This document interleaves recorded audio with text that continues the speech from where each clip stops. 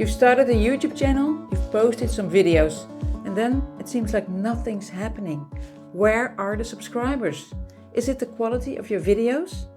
Probably not. The real reason there's no growth is that before you started, you didn't answer one very important question.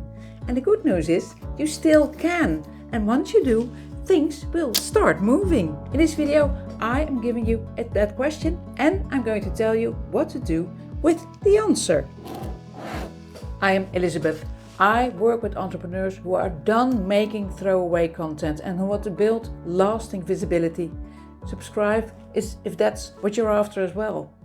When people don't subscribe to your channel, it can feel like a personal rejection. That's human, but it's never personal. It's always about value, and you can change it in 2 steps. Step 1 is answer this question. What reason are you giving people to follow your YouTube channel? If the answer is, I just want them to become a client, you've already lost them. Your channel needs to be a preview of what it's like to work with you. So decide, what problem does your YouTube channel solve? And once you have your answer, move to step 2. Build your channel name around the answer to that question. A channel name is really underestimated, but it's incredibly important.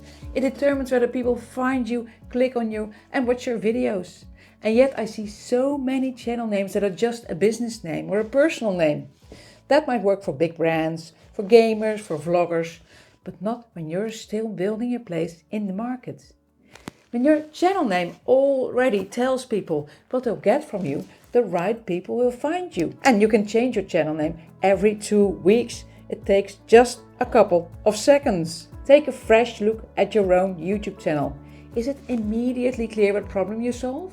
If not, change it. It doesn't need to be clever, it just needs to be clear. If you want people to give you their time and attention, show them what you're offering. What do you see when you look at your YouTube channel? Is it clear that people can come and get there? Let me know in the comments.